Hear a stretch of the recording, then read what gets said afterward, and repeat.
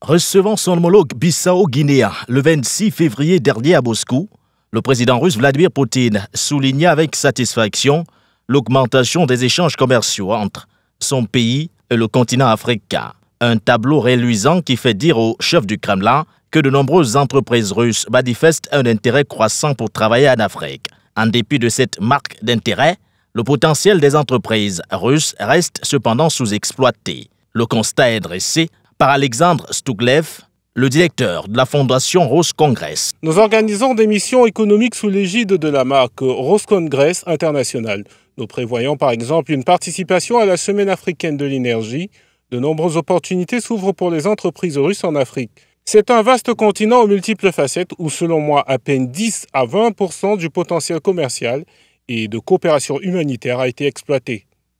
Dans un contexte où son engagement économique sur le continent est scruté de près, la Fédération de Russie active ses leviers, forte de sa coopération sécuritaire très avancée. Pour le directeur de la fondation Roscongress, les pays du Sud global devraient augmenter leur participation aux événements internationaux, parmi lesquels la Semaine russe de l'énergie, le Forum du voyage, le Forum juridique et le Forum économique consacré au développement des affaires dans le Caucase. L'intérêt pour ces événements doit autant se faire ressentir dans un contexte de mutation géopolitique et géoéconomique. L'intérêt pour une coopération avec la Russie ne cesse de croître, notamment en raison de l'instabilité provoquée par les États-Unis. Aujourd'hui, tout le monde recherche des partenaires fiables et stables.